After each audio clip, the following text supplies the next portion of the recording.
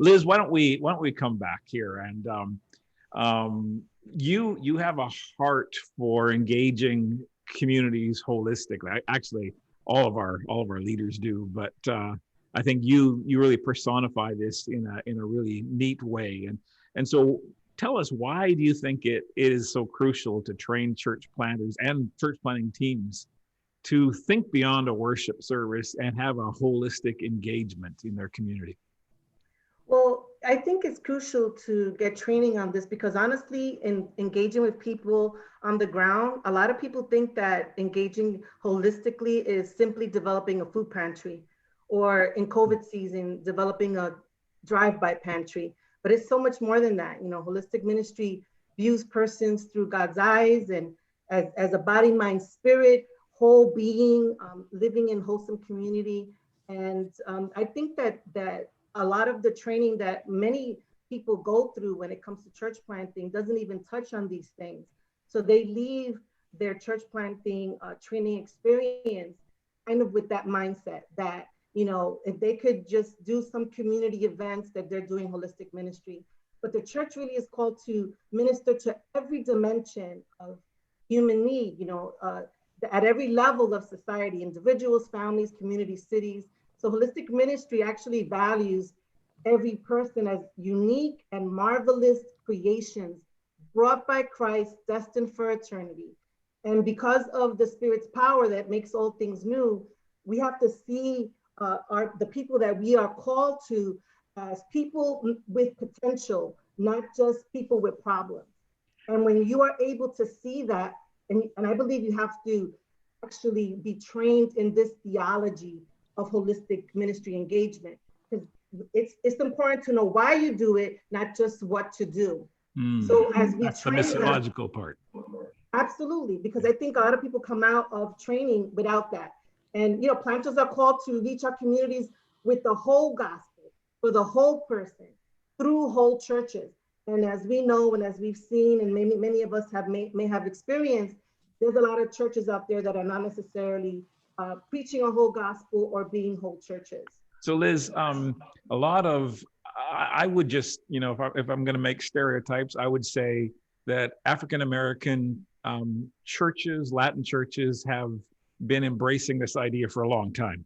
This is not new yet it seems like for more the white evangelical church idea, this is optional kind of behavior. Why would you say there needs to be a rethink on that? Well, I think what has happened is that a lot of the evangelical church has thrown out the baby with the bathwater because they're so scared of liberation theology, which comes from, this whole idea of holistic ministry actually comes from the Ecuadorian theologian René Padilla, who talks about misión integral or integral mission. And he basically preached that proclamation and demonstration go together. He actually said that if you do one without the other, it's incomplete. It's a mutilated gospel, and it's actually contrary to the will of God. So some people, because they, look at people that have come from this liberation theology field, they look at them as the enemy, as the communists, as the Marxists, as D.A. Horton mentioned yesterday. So that's why we need training too, to be able to eat the chicken and spit out the bones, right? We need to be able to. One clarifies and one verifies, right? And just one without the other is never going to be healthy. It's never going to be healthy. It's never, and that's the thing that people need to understand, that we've been doing this, one-legged gospel, or as René Padilla said, this mutilated gospel for too long. And as someone said yesterday, this is not working. We need to relook at how we're sending out our planters, and this is why training in this area is so important. They need to understand that the mission is faithful to Scripture only to the extent that it is holistic. And that means that it crosses the frontiers of not geographic only, which we're so used to, right? But also cultural and racial, economic, social, political, with the intention of transforming human life in all dimensions. We're very comfortable, and I was telling this to somebody the other day, we're very comfortable doing the engagement that just is transactional. You come here, I'll give you something. I'll give you food. I'll give you a box for Thanksgiving. I'll give you some things for Christmas, or whatever the case may be. But we don't want to get into the nitty gritty, messy part of life that happens a lot in community, especially in urban communities. But just a little note to that. Recently, there was a study done, and a lot of the Black and brown people, especially, or urban communities, they have shifted, and it's actually more in urban communities. So it's not just what people imagine that it's in the hood, you know. So training, I think, is really important because it will help planters go out into their mission field and help them prevent that customary divorce that a lot of evangelicals have done between evangelism and social action. Right. So they'll be able to see that. Yeah. Well, we're grateful, Liz, for your example. I mean, this is not just a new thing for you. This has been a long obedience in the same direction, and you're carving a path for a lot to follow. So hang on, because there'll be some questions in a little bit. But I'm going to invite Dhati to come join us for a second. And Dhati, what difference do you think it makes to have a greater minority representative of church planting leaderships amongst leaders and denominations? Why do you think that's going to be significant for our future? Well, I mean, I think Liz hit it spot on. One of the things that I constantly try to hit on is that homogeneous cultures leads and tends to hide homogeneous sins, and it keeps us from the blind spots that each and every one of us have. And I think the blind spots that we end up embracing because we are around people who look like me, talk like me, act like me. And I think the key thing to it is what you're saying. It has produced kind of an old factory fatigue or old factory senses. If you're familiar with the old factory senses, it's like you go into a room and you kind of sit in the room, and at the beginning of being in that room, like, it smells in here. Right. But then you stay in there long enough, then all of a sudden it's like, oh, the smell must have went away. But the only way you find out that the smell didn't go away is that if you leave the room and come back in the room, or if someone else comes into the room and says, what's that smell in here? And then you really find out you just really got used to the stench versus the actually the smell actually going away. And I think it's key when you talk about this idea. It's not just talking about having diverse communities, but it's about having diverse leadership.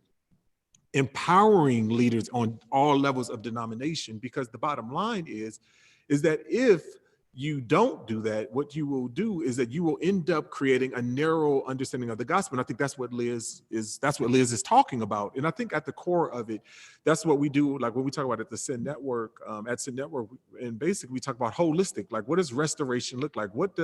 How do we recover and pursue God's holistic design, addressing the spiritual, emotional, economic, and social, and really looking at holistically so that we can get a more holistic kingdom perspective that reflects the beauty and the complexity of the body of Christ that has to offer.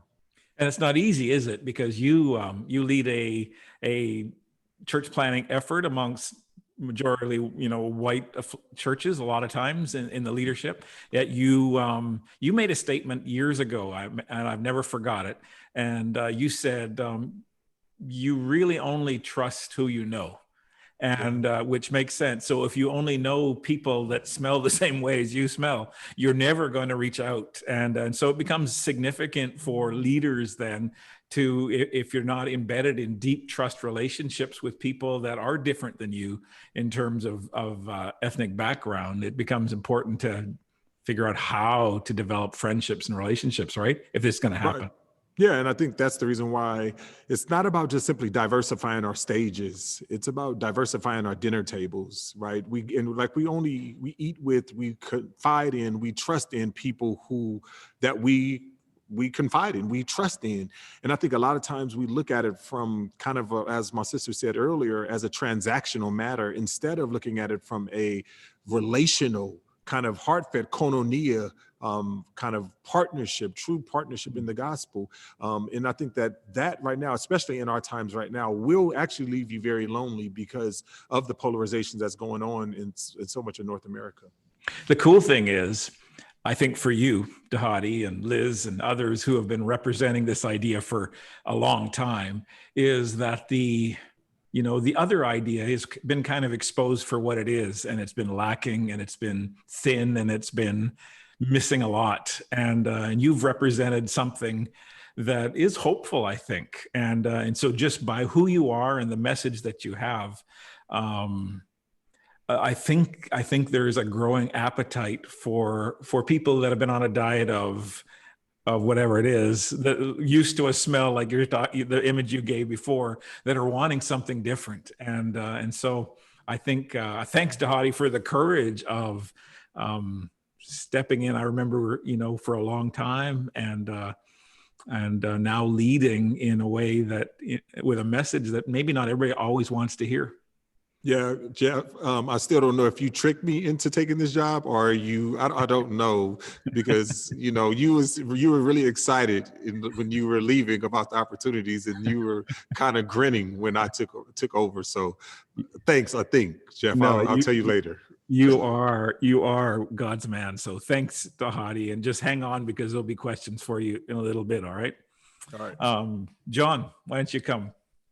So John Davidson leads the church planting effort amongst Assemblies of God, missiologist on our council. And it's interesting because Hadi represents Southern Baptists and John represents Assemblies of God, the two largest church planting ideas, and yet probably the two most insular groups, I think. Right. And it's been fun. John, you've been in my home, and we've been exchanging ideas, and we've developed friendship and relationships. So it's fun to see those walls breaking down and sort of moving in a different direction. But John, when we're thinking about sort of looking for that next generation of church planters, where should we be looking? Yeah, well, first of all, I love this discussion. Hadi and Liz, I love you guys. And DA, I saw that comment there that you said you were raised AG. I didn't know that, buddy, but I knew I liked you. So where are we going to find the next generation of church planters? This is really important. And, all the things we talked about are important today, but in the world that I live in, this is really kind of at the top of the list of things that dominate our thinking and our time, because it does seem like over the last few years that church planters have been getting harder and harder to find. Now, that may just be my experience and the experience of a whole lot of people that I work with, but it seems like they are getting harder to find. And so we've had to really go through the hard work of saying, okay, where are we going to find this, next generation of church planters? We're going to have to get really creative and look in places we've never looked before, because what I really feel like is that the low-hanging fruit in terms of finding future leaders has been picked in a lot of ways. I mean, we've recruited every person that has an inclination towards church planting. We've recruited every stud staff member that wants to go start their own church, or they're mad at their current pastor and they want to leave and go do their own thing. Like we've looked everywhere for those kinds of people. And the reality is, as Daniel pointed out earlier in his initial comments, we have a long uphill battle to plant enough churches. And so the only way we're going to get there is by recruiting the kind of leaders and finding the kind of leaders that we need who would be willing to go start those communities of faith. So where do we find future church planters? The short answer to that is everywhere. And I'm not kidding when I say that. I think we have to turn over every rock. We've grown up. So by that, you're saying the entrepreneurial Ubermensch that we have as like sort of the 5-tool guy that is or girl that is the perfect person to give leadership that we assess for, we might need to think differently on that. Yeah, absolutely. So I've got a lot to say about that, Jeff. I think that we have turned over most of those rocks, and the Lord will continue to provide us with people who are studs that, are just exceptional. But in large part, I think one of the biggest mistakes that we've made is that we have gone after, let me back up and say it this way. The church planting boom of the last couple of decades has given us a great opportunity as denominations and networks, and really church planting in general. It has given us the opportunity to build great systems and structures for church planting, because there's been a lot of people wanting to plant. There's been a lot of resources that have been poured into that. So anytime there's a flurry of activity around something, there's also a flurry of activity on the margins. And what I mean by that is we're not just church planting. You got people out there who are creating assessments for church planting, people who are creating funding mechanisms, and all these different kind of component resources that we surround church planters with. But for instance, in our assessments, in many cases, in denominations and networks, we're assessing for unicorns.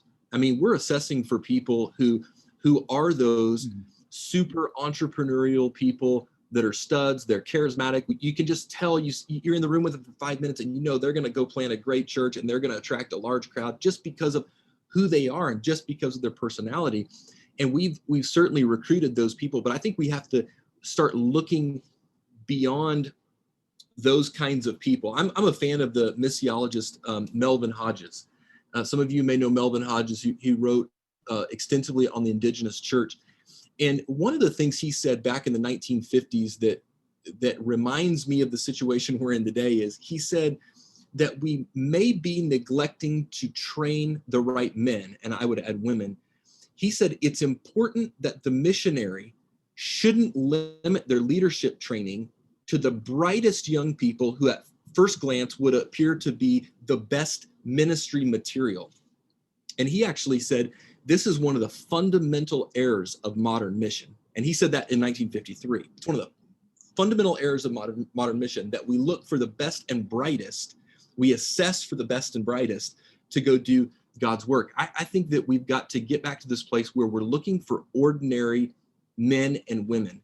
And I mean, good missiology is reproducible. I mean, it is something that if it becomes the unicorn that is unreproducible, then we're probably never going to get to a point. The future of the kingdom of God and the future of the local church is in the hands of a few very professional people, and there's very few of them. How can we expect to reproduce more churches? I've really been paying attention over the last few years in our church planting Assemblies of God to a group of people that I call misfit church planters. They're people who don't perform well in our assessments, but they're being faithful and they're being fruitful, sometimes in very difficult places with very few resources.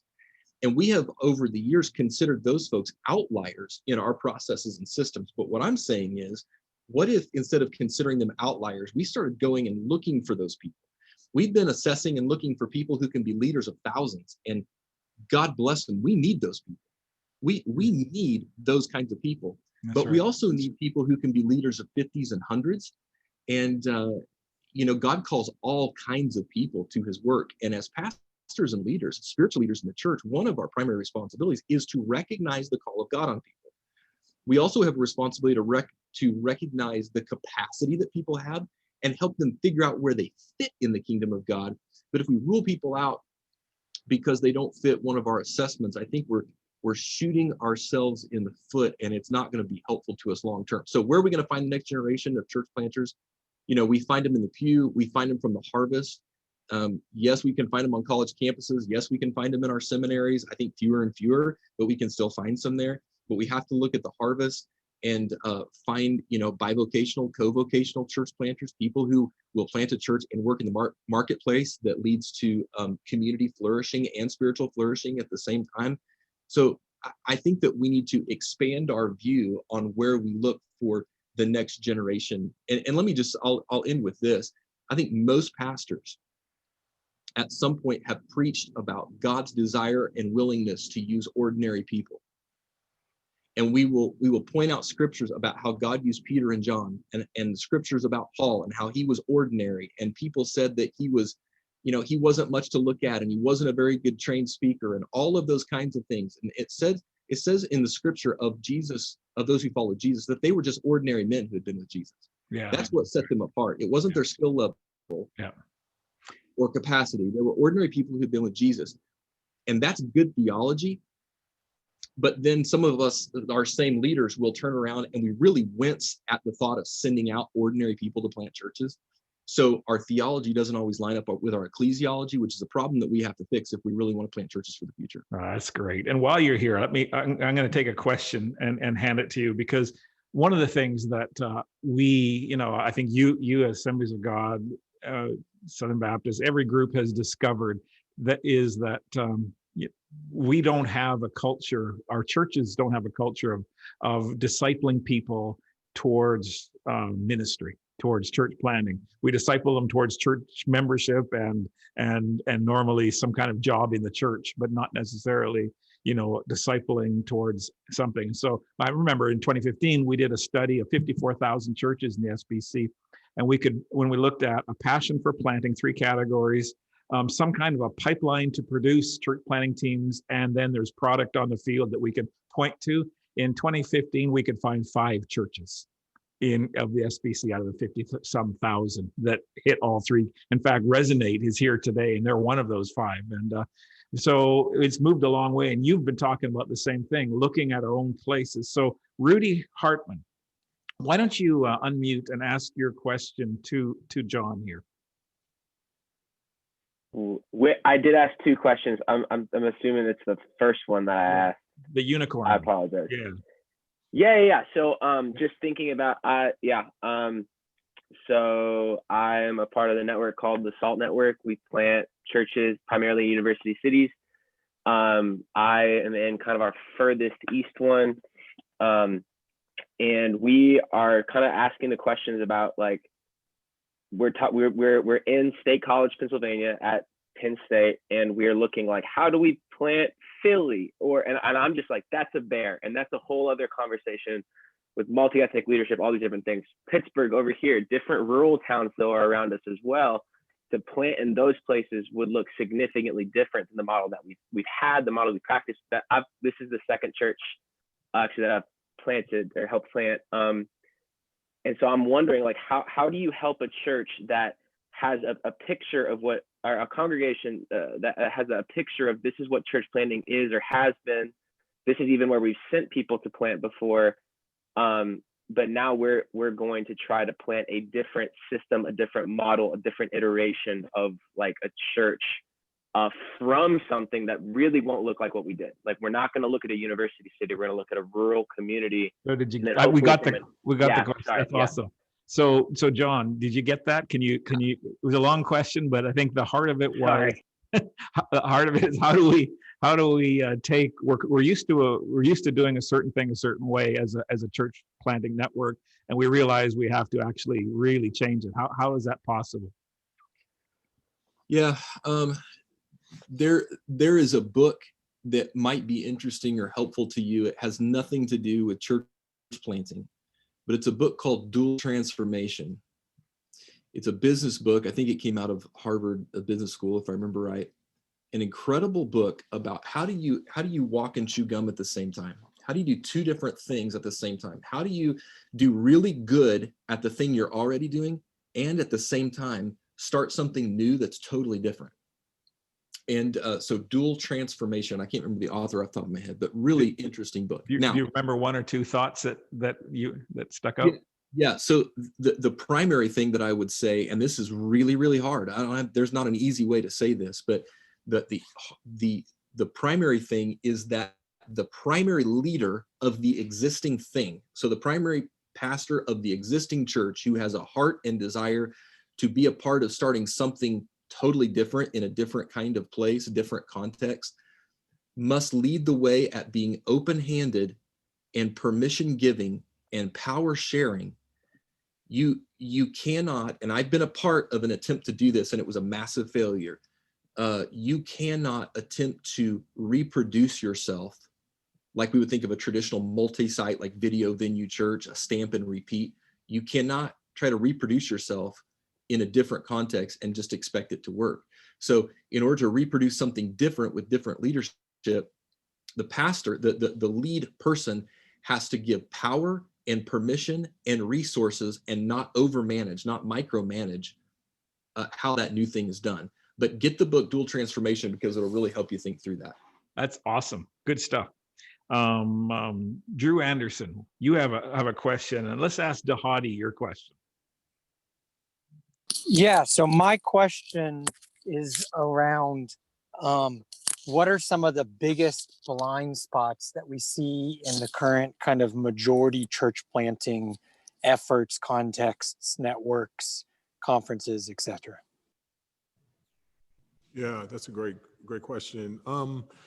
I think one of the biggest things that we see is the blind spots. There's a thing, I don't know if you've seen that, the social dilemma, the Netflix thing, but in the social dilemma, it talks about the echo chambers. And I think the echo chamber that we have, and let me just talk specifically with Southern Baptists, specifically as a kind of being in a white evangelical organization, is the kind of the white part of the evangelical. I mean, everyone kind of agrees with the Bebington Four, but then the other piece is like, you know, in my denomination, the thought is that you got to vote, you know, you got to vote Republican, anti-abortion, nationalistic, you know, capitalistic, and all of those things. And so, and I think sometimes white individuals, white folks just don't understand that like those things a lot of times are products of your environment and how you were raised.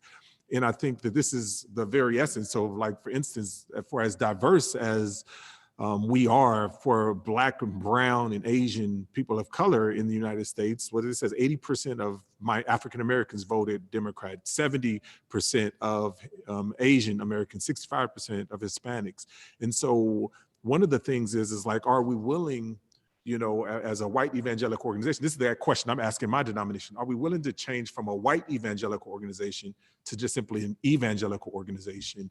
And I think that those are the things, meaning like everybody's not going to be Republican. Everybody's not going to be, you know, everybody's not going to be as nationalistic. Everybody's not going to be as individualistic, you know, as you are, because most, especially ethnic minority cultures, are more communal. We are more communal. We are, you know, more, there's a lot of things. We do value social issues more, you know, and those types of things. And so, and I think it a lot of times comes from a misunderstanding of what brokenness is, right? You know, so when I'm talking about brokenness, spiritual, emotional, economic, and physical, like, I don't even think like, yes, there is spiritual, emotional, economic, and social brokenness in any area of life. I don't care if you live in Beverly Hills or if you live in the hood in Compton, like there is brokenness. And I think that what we got to do is be better at specifically kind of our majority context, being able to see the tremendous brokenness that they have in all of these areas. And allow the gospel to speak to them holistically. That's great, Dottie. There's we're just going to keep moving. We have so many great questions. David Rosa, you have a question that I think both John and Liz could either ask and so answer. I mean, so why don't you go ahead and ask your question, and whoever answers it first, go ahead and answer it. Fantastic. Thank you so much, Jeff and Dahadi, for sharing those thoughts. So the Latin American demographic has obviously skyrocketed and become the largest minority population in the States.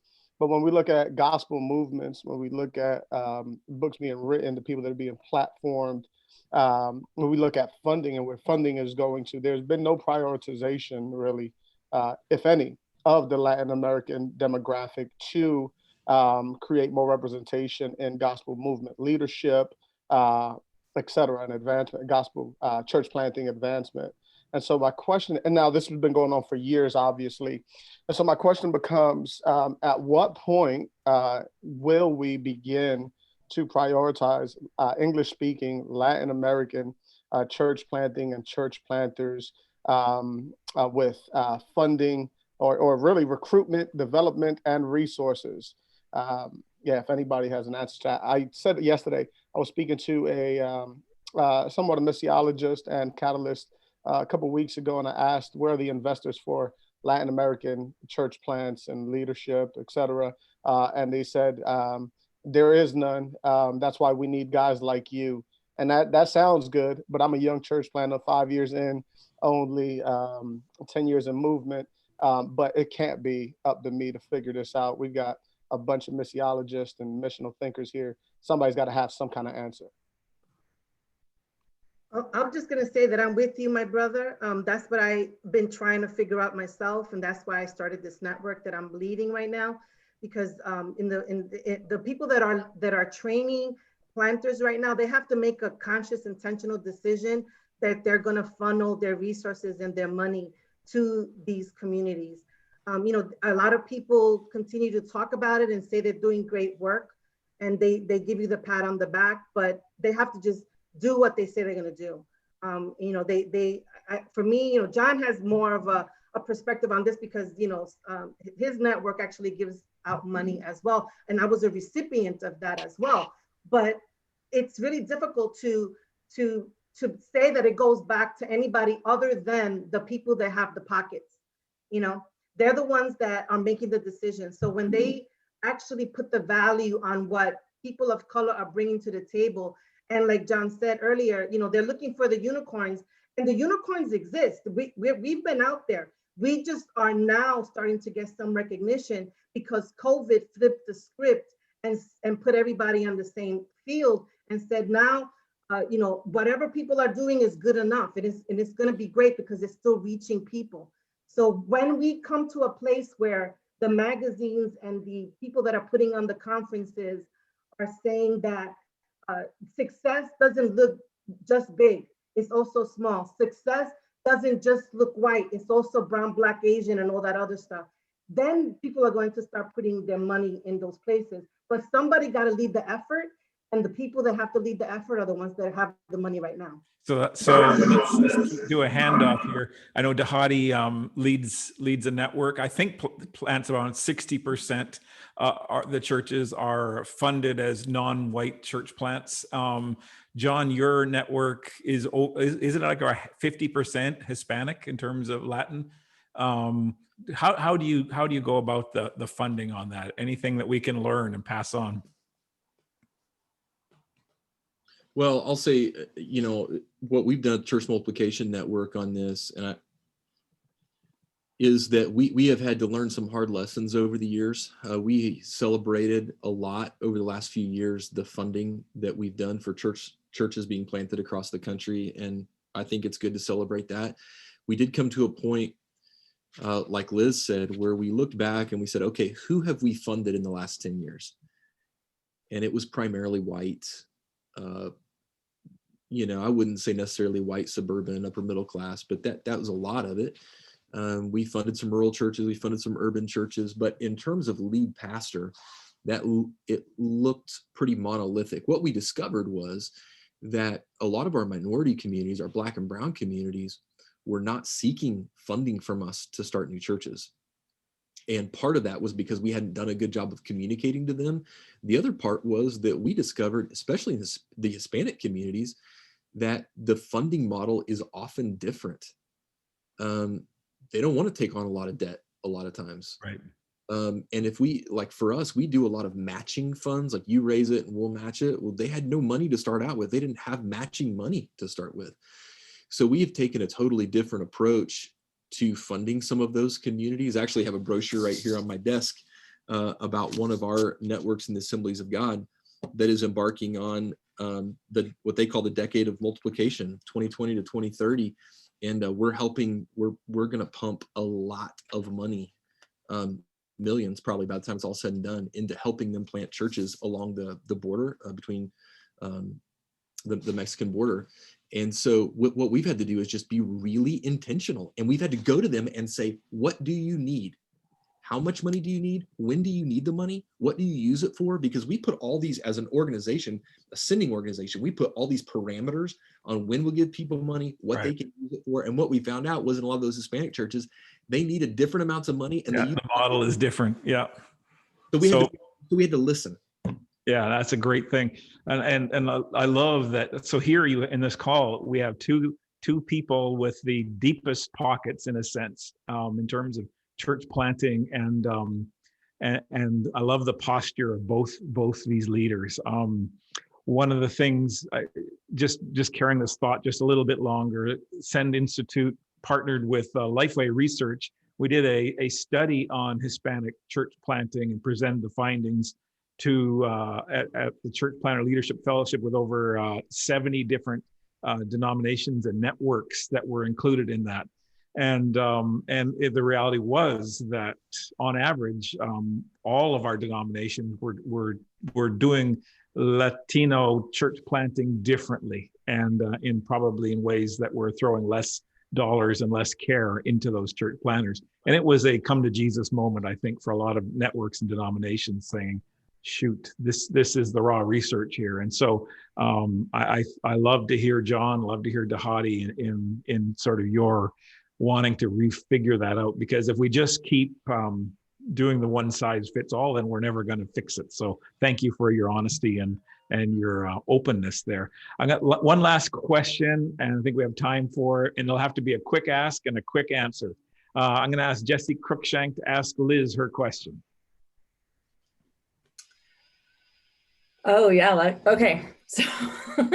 So Liz, I am just wondering how you have navigated the fact that so many people are unseen, and how can we partner with you in championing those unseen church planters and being unseen, because they don't have that, American theology, they have that globally informed theology. And so the heretical flags get thrown early, right? So somebody says a trigger word, whether it inspires them about liberation theology, or as DA was talking about, critical race theory. And so it's not a heretical theology. It's just not an American theology. And so we miss them. How do we come alongside you in championing that?